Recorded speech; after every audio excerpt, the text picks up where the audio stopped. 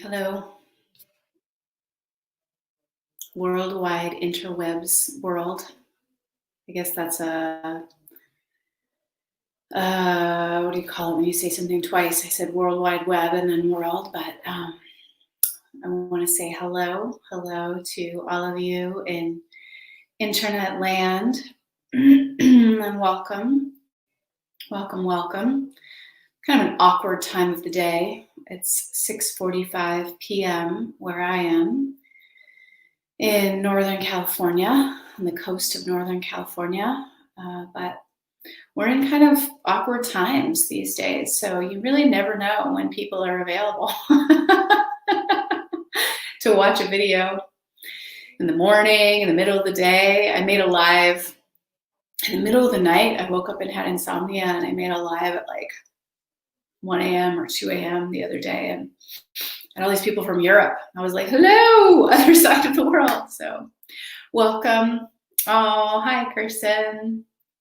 So welcome to those of you who are joining live, and welcome to anyone watching the replay. I always love if you just, type replay so that I can see that you're even here. I love to know who's listening.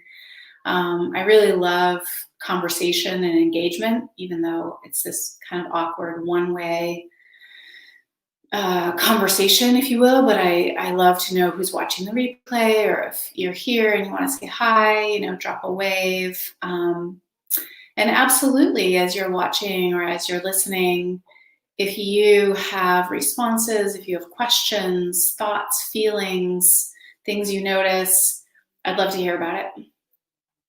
So I wanted to make a video. In one way, this piece around how we both experience our experience, like how we have that experience as human beings, and then how we express that, mostly to other human beings. It matters to me. It's mattered to me for a really long time. This piece around noticing, thinking, feeling, that piece in particular is actually something I've been teaching for a really long time. Way back in the authentic relating days, we used to teach a game we called Notice, Imagine, Feel, which had these three parts of bringing in what we were noticing, or guiding people to what are you actually noticing and what are you imagining, which is another way of saying thinking. Like all of our thinking really in some way, shape, or form is imagining. But especially when it's relational, they're sort of like, hey, this is what I'm making up. And I think we often resist that because we think of make-believe as inherently not true. But just because we make something up doesn't mean that it's true or not true. It just means this is what it seems like. So what we can actually notice tangibly, I have these, I notice that there are flowers, and I notice that there's a couple that are wilting, and I notice that, this is what I notice. And again, there can even be variation with humans. Hi, Mark.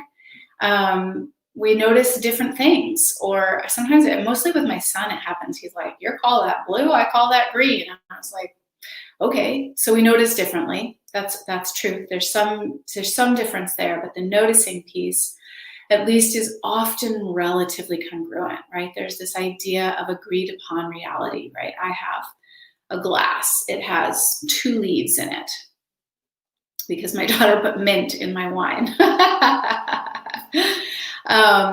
Noticing, and so then imagining, or I'm calling it thinking here, right? Which is mostly, it's things that we think, right? Well, I think this, I think that, have thoughts about this. And feel, I even should have done this in the title. I would like to divide into 2.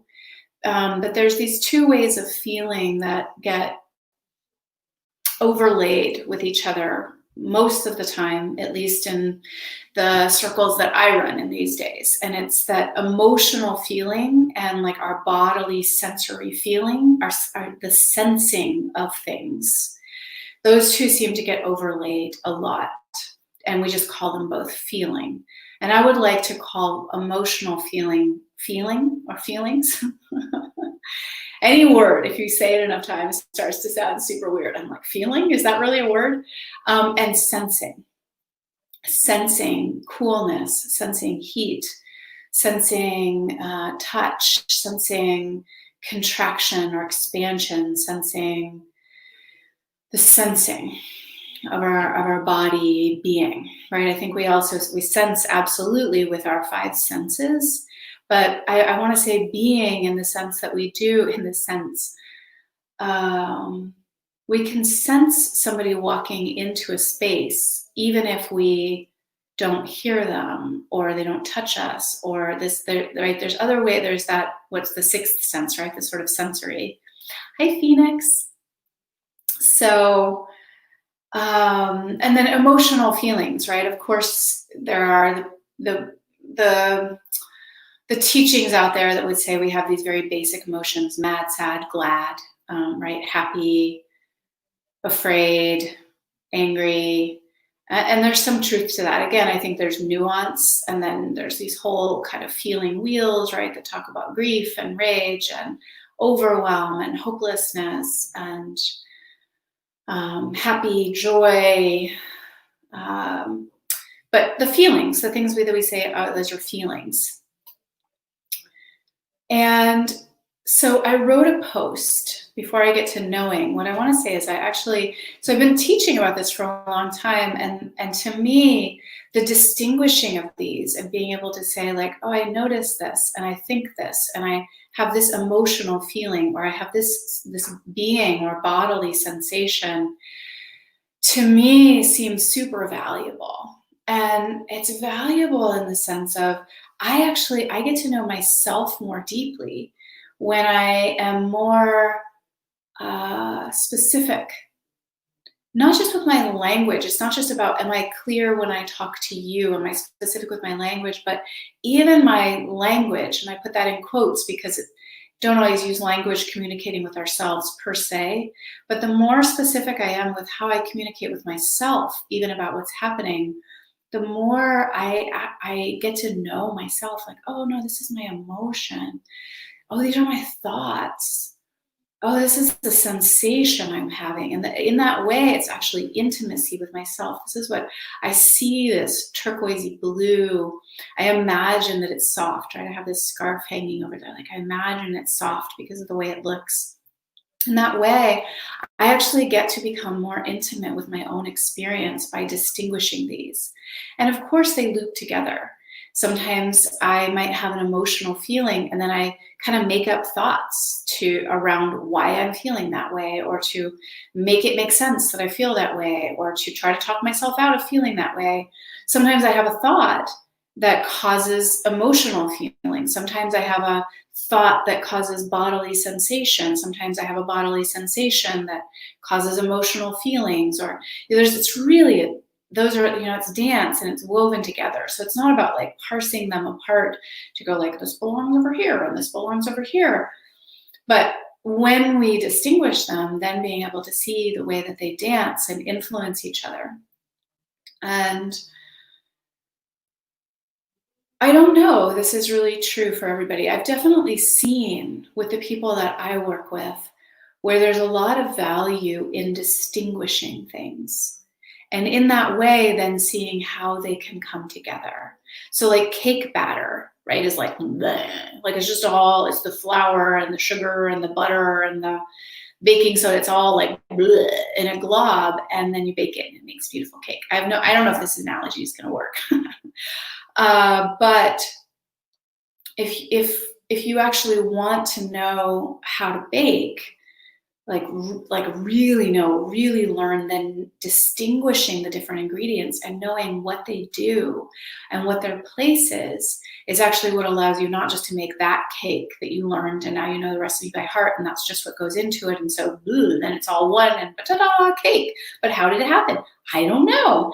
But to be able to say like, oh, I know that baking soda has this impact and flour does this, and this is kind of why we use eggs, or this is what, and that's what allows people to substitute too, right? People who get really into like using applesauce instead of eggs because the eggs are the binders. But if we don't know that, we think like, well, it's just eggs. That's why they have to be eggs in there because that's what the recipe says, instead of, oh, it's a binding mechanism.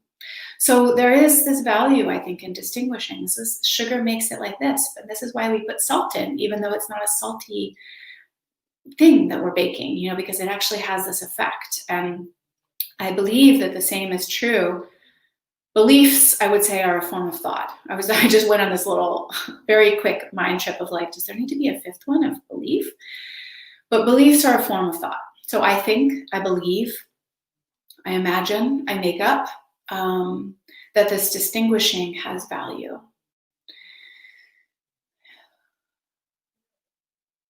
And I've seen that played out in terms of how people are able to communicate.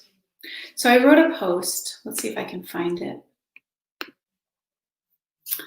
I wrote a post recently, and I'll just read the first part. I said, one of my biggest pet peeves is when people use the word feel to describe what they think. So that might be, I feel like that's not true. I feel like we're not going the right way. I feel like you don't like me. I feel like I should apologize. These are the things that I hear people say on the regular. And the next part of it, I said, so I'm sure that there are feelings connected to these moments and experiences, but I believe these are thoughts. So it's more like, I don't think that's true. I don't agree. I don't think we should go this way. I think we're going the wrong way. I don't think that's what happened. I feel like I should apologize. Again, I would say it's usually more like, I feel afraid that you're going to judge me. I want to apologize to make sure that you don't judge me. I feel afraid. I'm nervous. I feel ashamed. And so again, I think there are actually feelings connected to these, but a lot of times people say, I feel like, and it's what I would call a thought, an imagining. I feel like you don't like me, right? Might be, so if we put this in the notice, imagine, feel framework, we'd say like, oh, I noticed that when I walked in the room, you turned the other direction and you started talking to this person. I felt angry, or I felt sad, or I felt afraid, or I felt nervous. All of these are options, right? And I imagined that you don't like me. I imagined that you don't want to talk to me, rather than I feel like you don't like me. Because then all the person can say is, one of the things that I said in the post is actually part of the reason I think that people use the word feel is because we've been taught that your feelings can't be argued with. So if I say, I feel like this just isn't the right thing to do, then it's kind of like, well, I feel differently and we just disagree, rather than talking about, well, what is actually the feeling? I feel afraid. I don't like this. I disagree. I think this is what we should do. And so on this post, actually, that's the only part. And then I said, there's probably bodily sensations that go with all of these. I said the 2 or 3 main reasons that I think that people don't do this are, number one, we're not taught or trained to distinguish between what we are noticing, what we're feeling, and what we're thinking, and what we're imagining, let alone how to name these. So again, in response to number one of the reasons I believe this is actually so important is that if we learn how to do that, we become more intimate with ourselves, let alone being able to communicate with others in a more nuanced, powerful way where they can say, oh, like I might really care that you're afraid, but I might disagree with what you think, and when they just get mashed together, then it's hard to have those as separate pieces of the conversation. Number 2, a reason why I think people do this, or don't do distinguishing, is that many of us have been taught that all feelings are valid. This is what I said before. Therefore, if we say anything is a feeling, no one can disagree or argue with us. We're afraid to simply say, I disagree, or I don't like that. So we say things like, I don't feel like that resonates with my version of reality. That's a little bit tongue-in-cheek. Like that's a very personal growthy thing to say. I just don't feel like that resonates with my version of reality. Number 3, especially in the personal growth world, there's been an emphasis on feeling as better than thoughts. Sort of this idea of like, you're too in your head, get in your body, or stop thinking so much. What do you feel? Get out of your head and into your heart. Which is a whole other thing. I don't want to totally go down that rabbit hole because I have a real pet peeve around that. I mean, I think, again, there's value in saying, so I get that what you think is ... and what do you feel? Or what do you also sense in your body? And in that way, broadening and making something more holistic. But to say to somebody, like, get out of your head and into your body, I'm like, I don't know about you, but my head is part of my body. And as far as I can tell, your head is also a part of your body.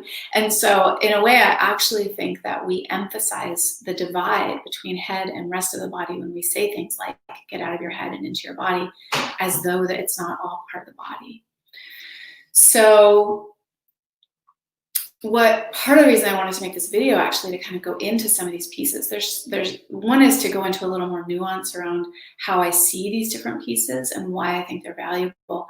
But the other is, and it was so intense, I've really been sitting with this for like, I don't know when I wrote this post. Let's see if I can see. I wrote it on May 21st, it's 29th. It's only been 8 days. I was gonna say a week, so I was pretty much right on there. So for like the last 8 days, I've been sitting with this kind of intensity. Like sometimes I'll have anxiety in my chest and this fluttery and fear and feeling defensive. Because while there were a number of comments of people saying like, yes, me too, or I totally get it, or I never thought of it that way, or really positive, there were also, and from a few people who really matter to me, some comments that seemed as though the way that they heard what I wrote, or the way that I presented this piece, had them thinking that feelings weren't as valid. And I went on to sort of talk about, like, I think our thoughts are valid, I think our feelings are valid, I think our senses are valid. And it's actually I actually want to make all of these like value neutral. Like a thought has the same weight as a feeling has the same weight as a bodily sensation. And notice, that they're value neutral, but something, again, there's some cultural things out there that might have come to it, but something about the way I presented it, it was mostly people who seemed to identify as quote unquote feelers, who get a lot of information from their feelings, from their sensations, and saying like, no, I think this is valid too. Or, and a couple of people almost saying that I was sort of like tone policing or potentially spiritually gaslighting people by saying that I think these are different. So that was super painful for me. I was like, I wanted to really argue and be like, no, that's not me. That's not me. That's not what I mean. Whenever I feel that strongly, or not whenever, but I do my best. When I feel that strongly, I do my best actually just to sit on it, because I know that it's more something inside of me than it is about anything that the other person is saying or doing. So, and I wanted to take that in. I wanted to take in like, because this is the other reason I'm making this video, is that I realized that actually there's a piece I left out, and that's the piece of knowing. And so that's why I added it to the title of this, which is that most of where those seem to be coming from was people saying like, I get knowing. I'm paraphrasing a little bit. Some people may have said this quite clearly, and I'll post the link to that post in this, the comments for this, in case you just want to go back and reference. But a lot of it was, I get a lot of information from my feelings, or I get deep knowing from my bodily sensations, or part of me wanted to go like, that's what I said. That's what I said. Like, I'm not arguing with you.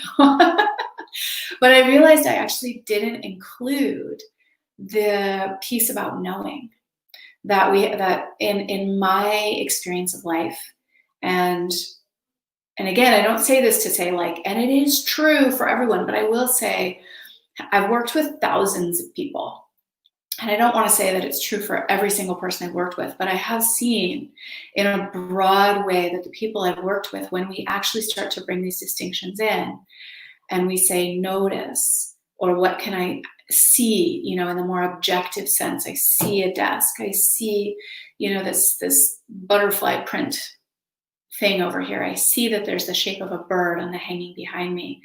I see that there's 2 mint leaves in my wine glass. I see that you blinked and turned your head left. I see, like, what do I actually notice? What's in the objective world?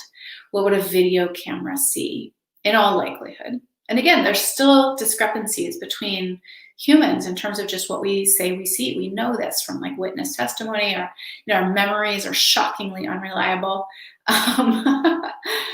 But that's like distinguishing that as one thing has value. And then I have emotional feelings. I feel angry. I feel scared. I feel nervous.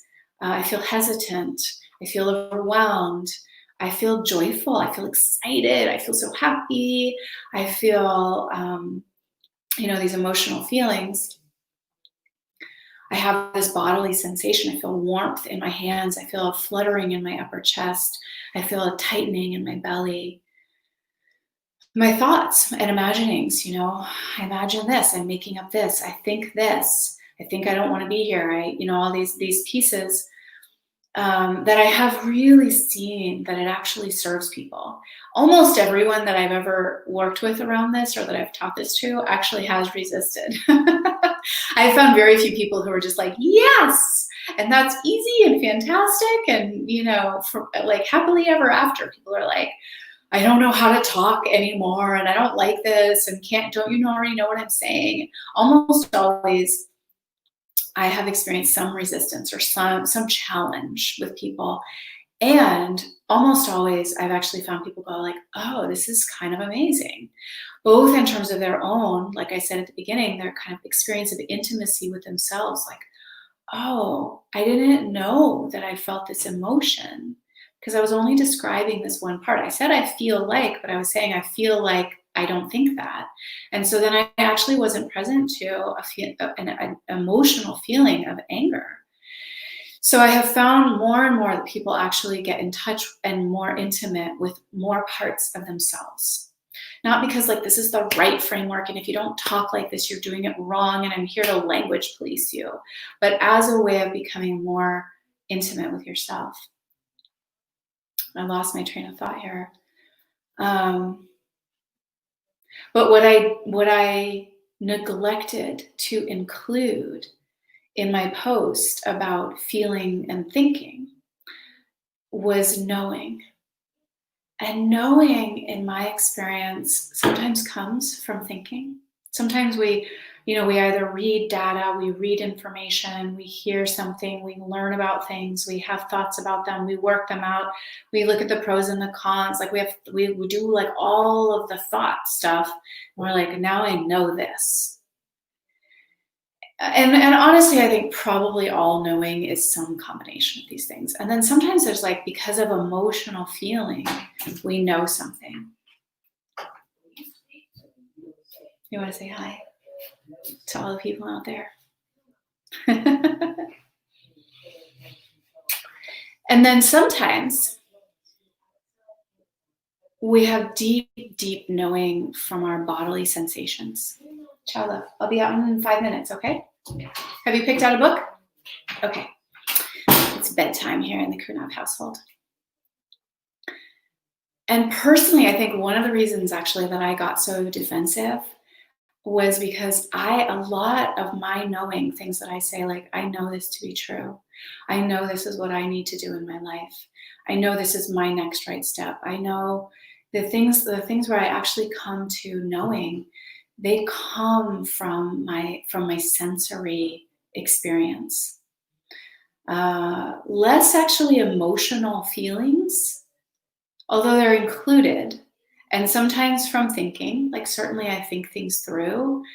Also, I'm a very thinking person as well, but I have a lot of, and this is why, again, I take it out of the realm of just bodily sensations, like tingling in my left toe and warmth in my thighs, but it's included, but this being sensing, this sensory awareness that I'll have sensings, and then I have a knowing that comes with it. And then also sometimes the knowing, it just lands. It's just a knowing. And I've actually spoken about this before. I love the way that Dr. Clarissa Pinkola Estes talks about this. She says, you know, in kind of current Western culture, such as it is, which frankly has permeated over the entire globe. So I don't mean to say that everybody is operating inside this framework, but I do mean to say that I don't know that there's actually anywhere on planet Earth right now that doesn't have this kind of infiltrated into our being. Like, now what was I talking about? Oh, I know, which is this idea that only rational thought is valid, and anything that is not rational is therefore irrational and to be disregarded or dismissed. And I think this is, again, where this pushback came against my post, that they were hearing something in that said, you're irrational, or that's not really a way of knowing. But my experience, what I believe to be true, and what I actually absolutely hold for all beings, is that we can have non-rational knowing, that we can have non-rational truth, we can have non-rational experience. And Clarissa Pinkola Estes talks about this. So she says, because there's this overemphasis on the rational, we say anything that is not rational is irrational. And in that way, all of the non-rational has been dismissed. And I think it's deeply, deeply important. But I don't feel like it's deeply, deeply important. I think it is deeply, deeply important. I believe that it is deeply, deeply important for us to reclaim our non-rational knowing. However, I actually think that part of doing that is reclaiming the distinguishing of our thoughts, our feelings, our sensations, our knowing, our imaginings, our beliefs. And somebody on my post also said that another reason they think that people do this is because it's less threatening. And I was like, oh, that's a really good one. I think that's true. I think that it is more vulnerable in a certain sense because it's so bold. We don't usually think of being bold as being vulnerable. Like, we're like, well, somebody shows up bold, well, they don't feel vulnerable. But it is to show up and say, I believe this. This is something that I know to be true. I think this, I feel this way about this. I have a being sensory experience about this, and I know this to be true. It's actually very vulnerable because there's nothing to stand on except our own belief, except our own thoughts, except our own knowing. And to just land in that without couching it in what I think is a little bit muddy language. And it is, again, the language that cannot be argued with.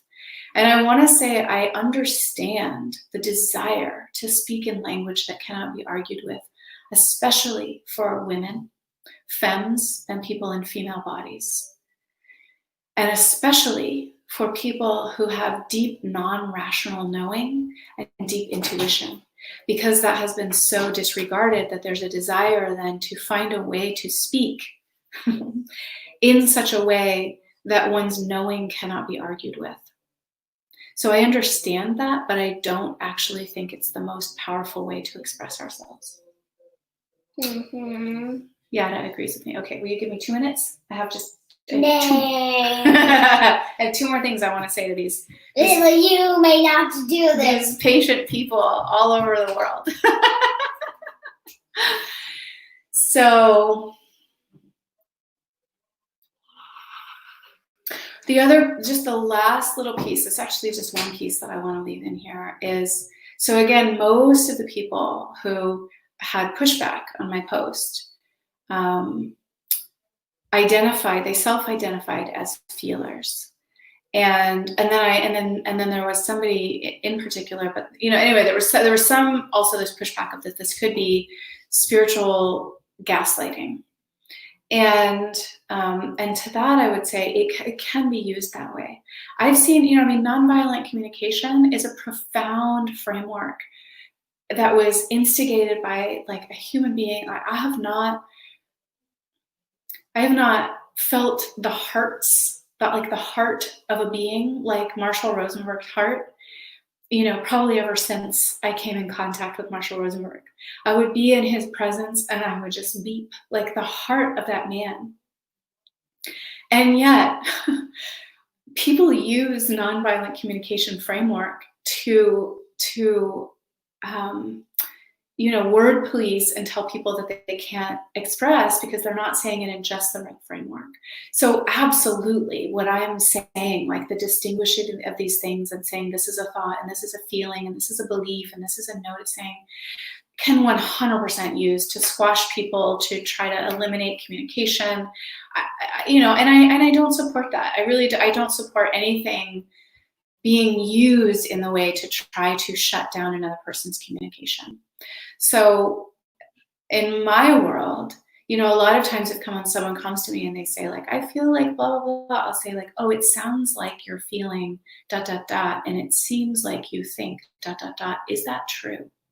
And in that way, I can actually bring this framework in to try to understand that person more deeply through this lens of distinguishing, rather than saying, you said I feel like, that's not a feeling.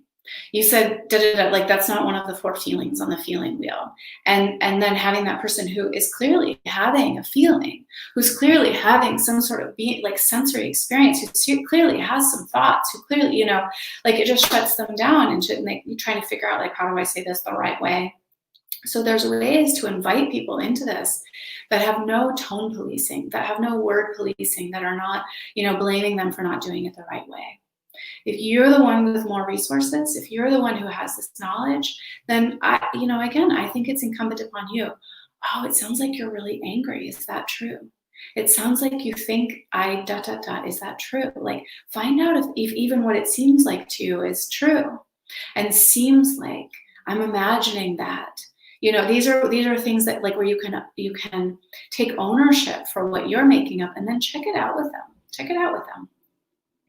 The other was this idea that it's that this kind of a framework only shuts down feelers, or that that's limiting. And the truth is that I actually shared this last week because I have a client who's a real thinker.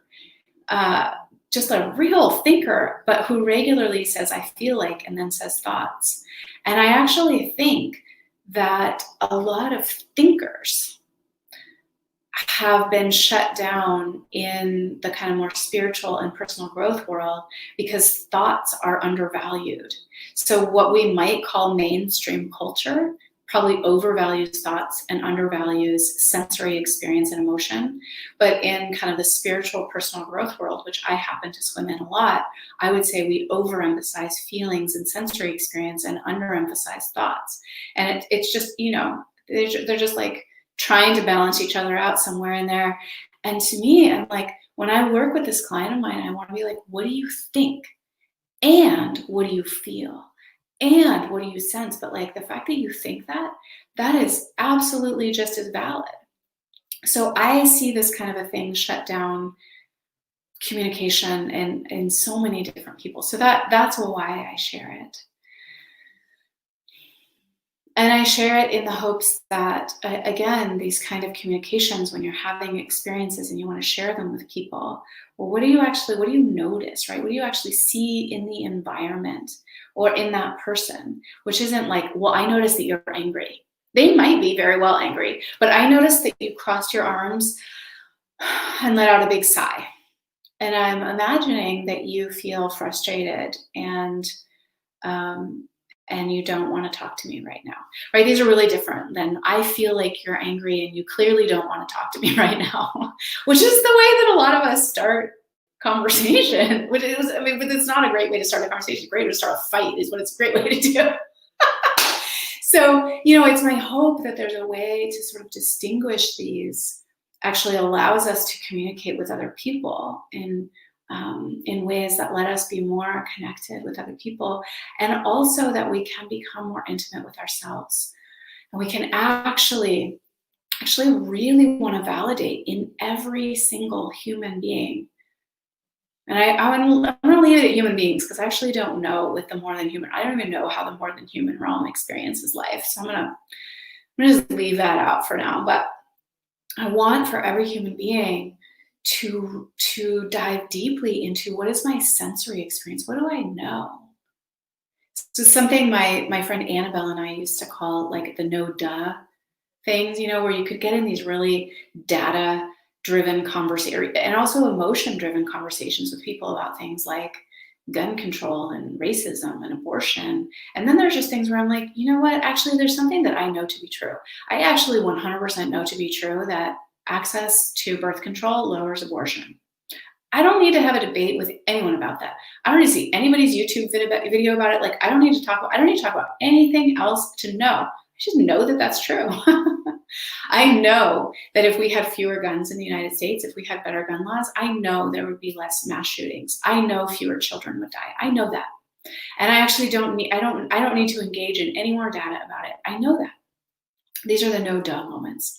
But I want for all human beings to actually value their own emotional experience enough to be able to distinguish, like, I'm feeling angry, I'm feeling worked up, I'm feeling joyful, I'm feeling excited, I'm feeling shy, I'm feeling, right, these things, and to be able to name the emotional experiences to equally, oh, thank you so much, my love. It's a boat for me. My daughter just made me an origami boat, and she's pinning it to my wall. And to equally validate and value one's sensory experience. This is what I smell, this is what I see, this is what I taste, this is what I touch, this is what I sense, this is my bodily sensations. This is the tightening in my heart, or this is the feeling of energy rising up my spine, or the sensory experiences. I also want humans to value their thoughts, not because our thoughts are right or because they have any more value than our feelings or our senses, but because our brains are pretty awesome. And so, yes, like, I want to know what you think. I want to know your thoughts about that, but I want to hear it in the form of thoughts. Like, I don't like that. I think this. I believe this. I like this. I don't like this. I would like to engage in your thoughts as thoughts. And then, like I said, the knowing. I would really love for humans to be able to land in their own knowing. Like, I know this to be true. I know it. I know it in a deep, grounded way. I know it, and I know it at the depth of my belly. This is a knowing I have. This is a womb knowing. This is a heart knowing. This is a energetic knowing. This is a knowing that comes from data. This is a knowing that comes from sensory experience. This is a knowing that comes from even where I do not even know.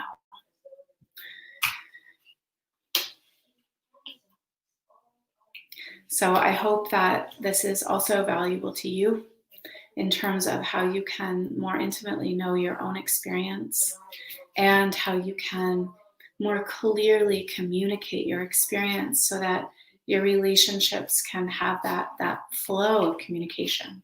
I want to know what you think. I want to know what you feel. I want to know what you sense. I want to know what you know about, or I want to just know what you think about this.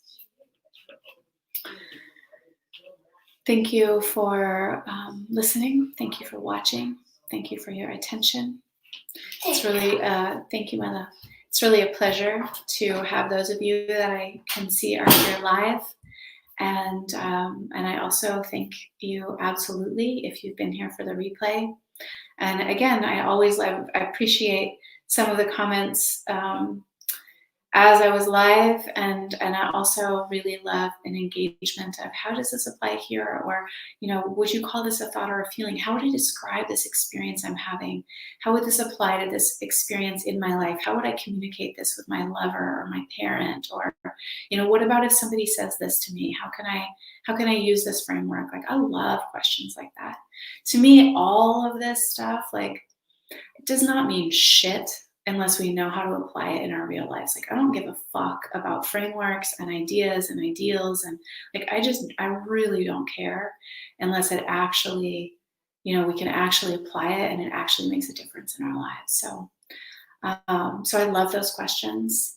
And I just send you so much love here on this, where I am anyway. It's like a rainy Friday evening.